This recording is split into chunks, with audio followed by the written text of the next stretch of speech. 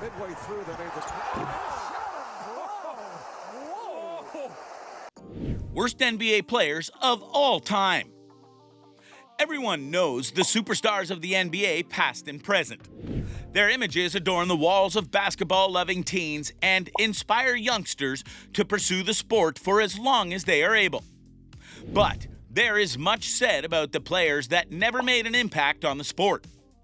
Players who were not just mediocre, but so bad garnered a reputation as the worst in the game. Here are the worst NBA players of all time. But before we dig into this list, please take 2 seconds and smash that subscribe button, give us a like and share, and tickle that bell icon. It is only 2 seconds of your time in exchange for a lifetime of our gratitude. The Boston Celtics, Len Bias. During the 80s, the Boston Celtics were flying high. Unfortunately, one of the most sought college prospects in the game, who Boston would soon draft, was also flying high, but not in a good way. Celtics fans watched Larry Bird turn into a superstar, who, along with Joe Barry Carroll, Kevin McHale, and Robert Parrish, won 3 NBA championships in 6 seasons and put their stamp on the decade. In 1984, they offloaded Gerald Henderson for a future draft pick. Then watch that pick become number 2 overall in the 1986 draft, something akin to the modern-day Warriors lucking into Zion Williamson next year. The Celtics drafted an uber-talented young man named Len Bias out of Maryland and looked set to continue the wave of success the rest of the 80s and into the 90s. Sadly, Bias died 2 days after being drafted from cardiac arrest induced by a cocaine overdose. He never even saw the court for Boston, and the tragedy cut short the dynasty the Celtics had become, leaving fans with only thoughts of what could have been. Phoenix Suns, Dragon Bender. Bender is the youngest player to make it onto this dubious list, at the tender age of 21. Could a player so young be one of the worst players in the NBA history? Bender was taken with the number 4 pick of the 2016 draft and has been a complete washout in the NBA. His only positive contribution being his horrible play, helping the Suns to lock in high draft picks due to an abysmal record. The Croatian sensation is so bad, Phoenix turned down the 4th year of his rookie contract in an unprecedented move. If he is lucky, he'll find a team that will take him back to the Europe League, where the quality of play is more on his level. Washington Wizards, Kwame Brown. When Michael Jordan took over management for the Washington Wizards, fans were elated and ready to trust his every move, even when he took a risk on an unproven high school baller by the name of Kwame Brown with the number 1 pick in the 2001 draft. Brown struggled to make an impact in Washington and never found a path in the NBA. He will always be known as one of the biggest draft busts in the history of the sport. You know he's bad when he's considered the Wizards' worst player ahead of names like Gilbert Arenas and Javieris Crittenton, with all their legal woes. Washington can only hope John Wall's name doesn't lead this section in 5 years with his fat contract and ever-growing list of injuries. Utah Jazz, John Drew. The Utah Jazz had been in the NBA for less than a decade without a winning record when all their luck was about to change in the 1982 draft. Utah had the 3rd pick in the draft, and fans were excited when the team picked up a human highlight reel out of the University of Georgia named Dominique Wilkins. In arguably one of the worst managerial decisions in the history of sports, the Jazz traded his rights to Atlanta for forward John Drew and a bit player Freeman Williams. Wilkins would go on to dominate in the sport and produce Hall of Fame numbers. Drew, only 53 of 144 games he played for the Jazz before retiring after only 3 years with the absence of any kind of fanfare. But by the time he left, the Jazz had already picked up back-to-back first-round picks in John Stockton and Karl Malone, and the rest is history. San Antonio Spurs, Alfred Rick Hughes. Hughes was the 14th pick of the 1985 draft after a superb career at Loyola Chicago.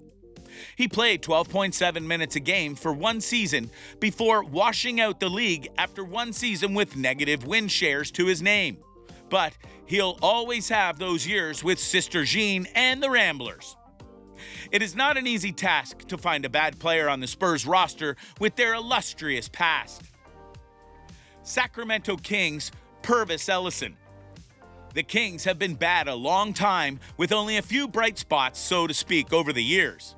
They've only picked first in the draft ever since 1960, and they used that pick on never nervous Purvis Ellison out of Louisville in 1989. Ellison missed over half of his rookie season with multiple and recurring injuries, a trend that would continue throughout his dubious career. The Kings dumped Ellison for 2 no-name players and 3 picks after 1 year.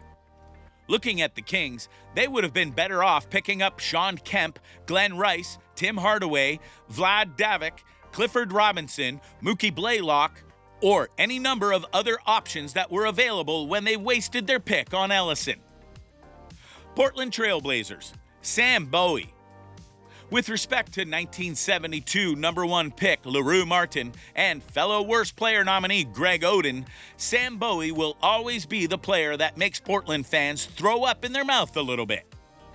Bowie was a super talented big man from legendary basketball school, the University of Kentucky, whom the Blazers spent the 2nd overall pick on in 1984. Bowie was plagued with injuries his entire career, with different-sized legs that were never quite right. Portland had the chance to pick up the guy the Chicago Bulls drafted with the next pick in the draft, a guy by Michael Jeffrey Jordan. Although Portland would probably have been just as happy with some of the other future Hall of Famers drafted that year, like Hakeem Olajuwon or Charles Barkley. Orlando Magic, Fran Vasquez. The Magic have drafted a plethora of busts over the years, but perhaps none as bad as Spanish big man Fran Vasquez. Orlando took Vasquez with the 11th pick of the 2005 draft, but could never even convince him to make the trip stateside. Vasquez chose to stay in Europe and is the all-time Spanish league leader in blocked shots, but that did not help the Magic much as he never even set foot in Orlando. Philadelphia 76ers, Andrew Bynum. In 2012, the 76ers traded away Andre Iguodala, Nikola Vucevic, Mo Harkless, and a first-round pick in a high-profile 4-team Dwight Howard trade. And they did it all to build the team around the talented 25-year-old star Andrew Bynum.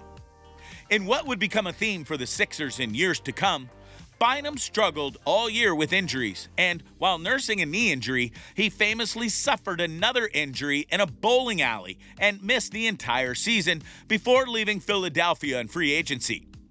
He never even played a game for the Sixers. New York Knicks, Jerome James. It was not an easy task to narrow it down to the worst player of all time for the Knicks.